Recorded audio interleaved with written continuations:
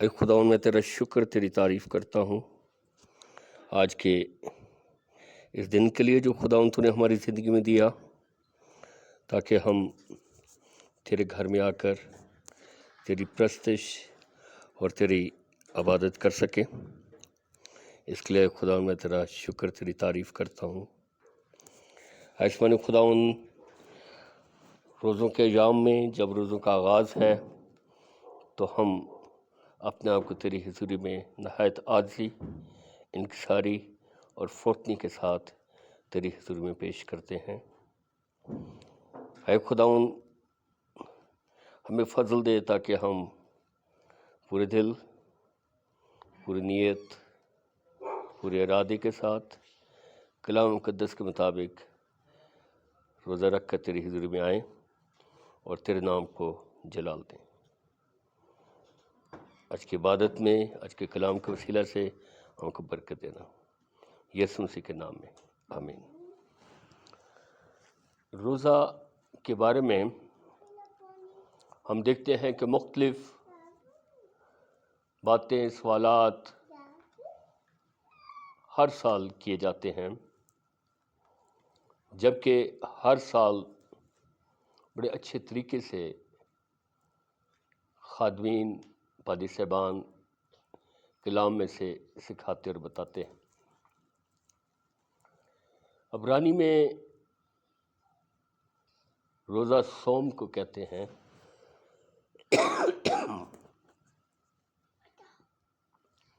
اور عربی میں بھی صوم ہی روزہ کہلاتا ہے۔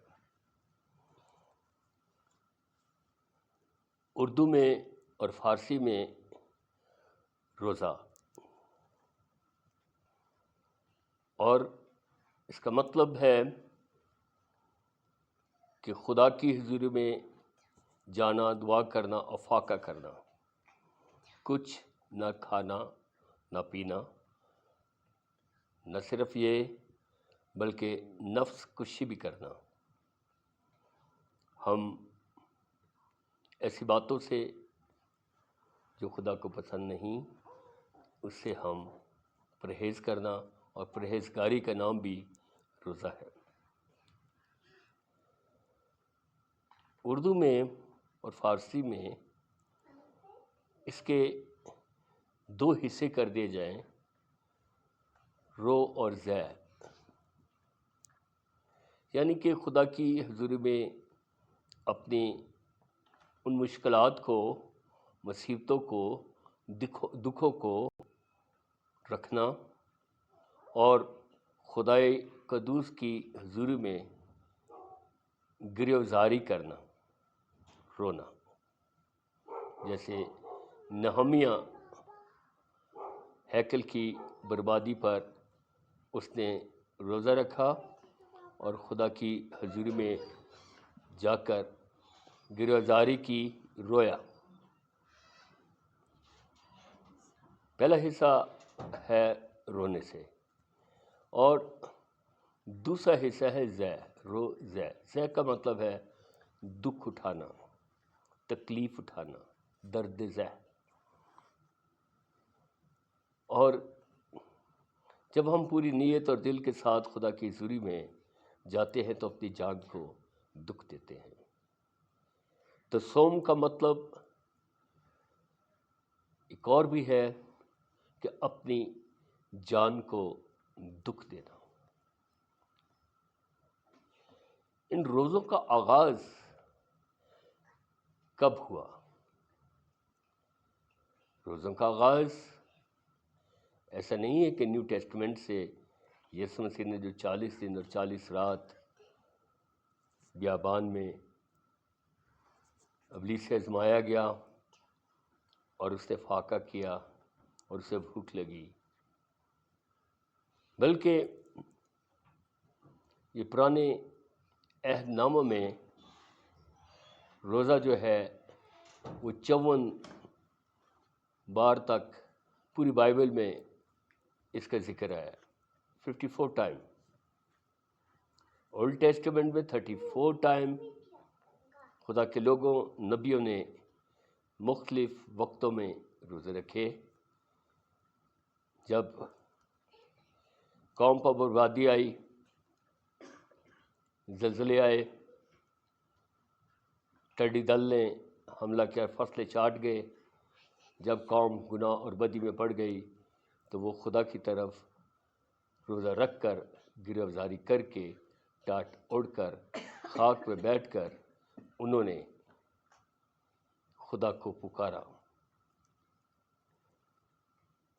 لوگ اس بات سے واقف ہیں کہ جب ہم خدا کی حضوری میں اپنے گناہوں کا اقرار کر کے، توبہ کر کے، ٹاٹ اوڑھ کر، خاک میں بیٹھ کر گریبانزاری کریں گے تو خدا آسمان سے ہماری آواز کو سن کر جواب دے گا۔ اسی لیے انبیاء لوگوں کو یہ تعلیم دیتے رہے کہ وہ دعا اور روزہ اور خاک اور ٹاٹ میں بیٹھ کر دعا کریں اور خدا ہماری گریبانزاری کو سن کر جواب دے گا۔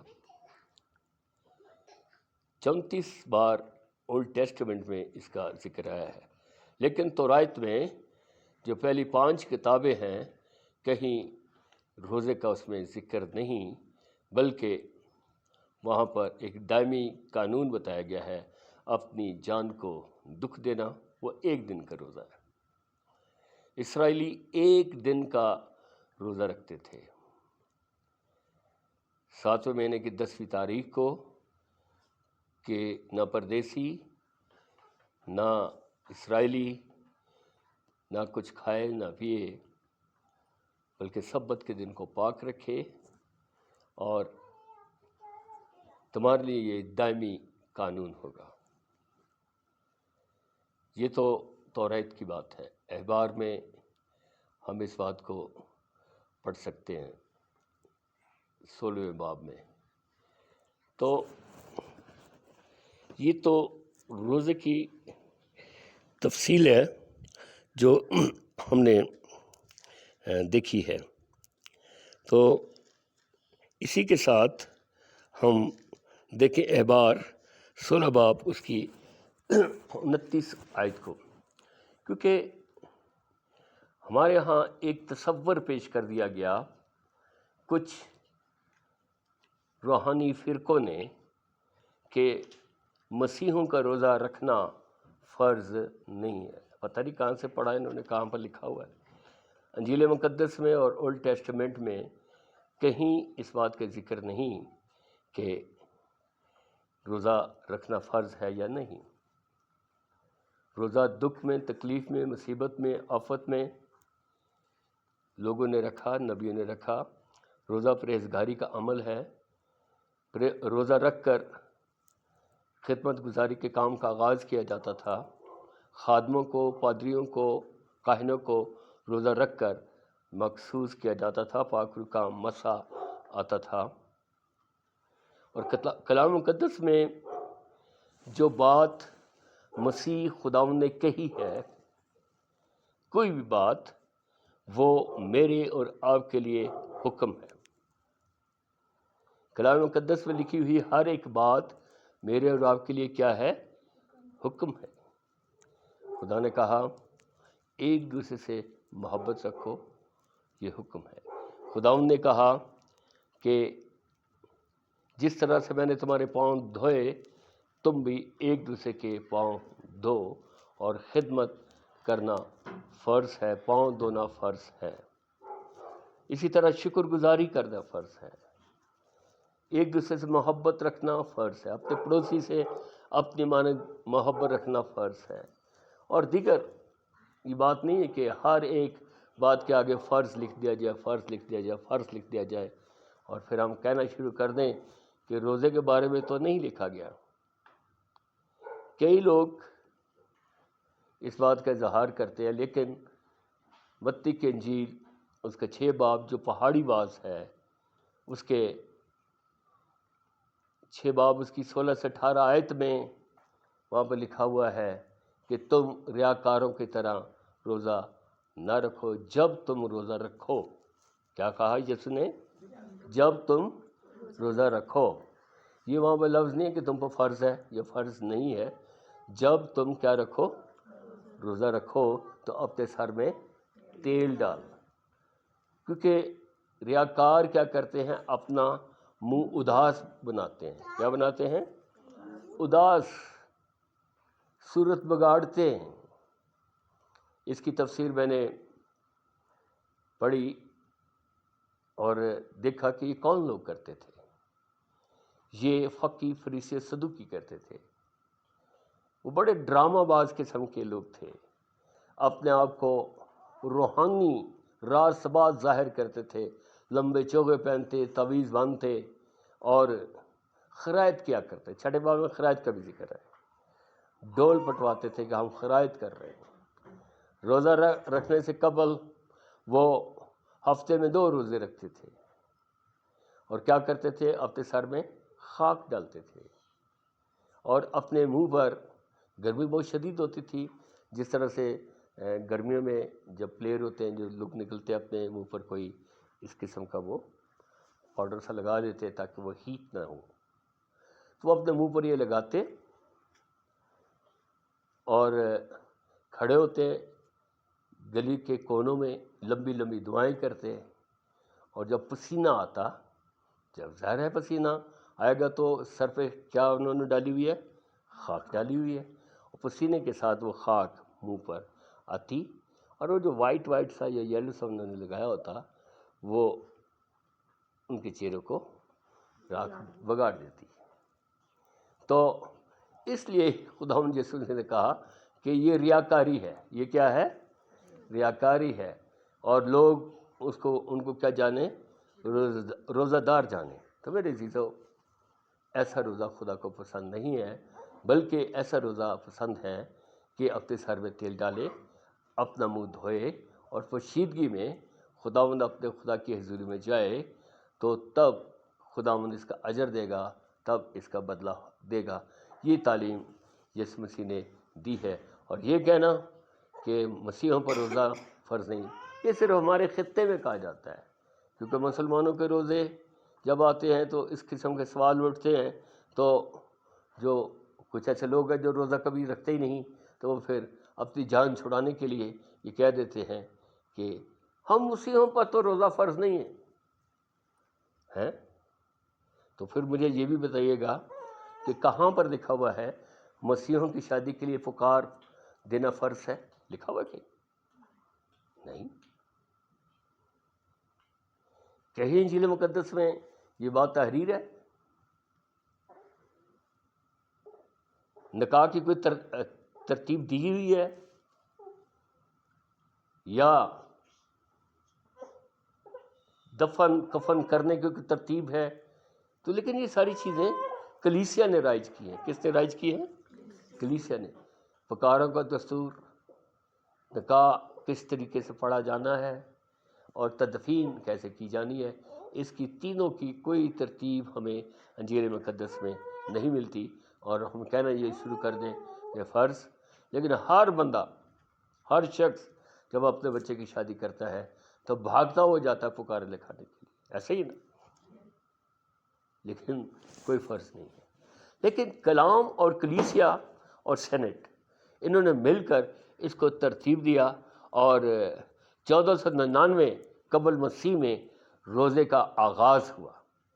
اور یہ روزے کا آغاز جو ہے، یہ ہم نے جو آیت پڑھی ہے وہ ہے قضات کی کتاب، اور اس کا 20 باب، اس کی 24 اور 25 اور 26ویں آیت میں ہم اس بات کو دیکھتے ہیں۔ جب مصیبت آئی، زناکاری ہوئی ایک عورت کے ساتھ، اس کے خاوند نے 12 حصے کر کے اس عورت کے 12 قبیلوں کو بھیج دیا، اور خدا کا قہر ٹوٹا، اور انہوں نے بغیر خدا سے پوچھے بنیامین پر حملہ کیا، 18,000 بندہ مار دیا۔ اور اس کے بعد پھر اس دن وہ بیت ال میں گئے، جبہ میں عہد کا صندوق تھا۔ یہ پہلا روزے کی آپ کو بتا رہا ہوں، جو پہلا روزہ رکھا گیا اسرائیل کے اندر، لکھا ہے کہ اس دن انہوں نے روزہ رکھا۔ کیا رکھا؟ دن کب چڑھتا ہے؟ جب پاؤں پھٹتی ہے، اس دن انہوں نے شام تک روزہ رکھا.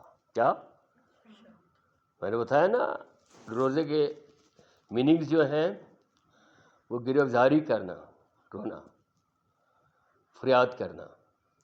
اور اس دن بنی اسرائیل کے 11 قبائل خدا کی حضوری میں بیت ال میں گئے اور خدا سے فریاد کی، اور اس دن صبح سے لے کر شام تک وہ روتے رہے. کیا کرتے رہے؟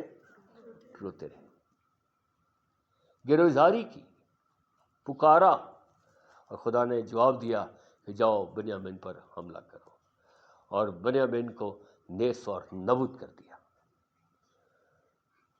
کچھ نہیں چھوڑا ان کا. یہ پہلا روزہ قضات کی کتاب میں ہم اس کو دیکھتے ہیں.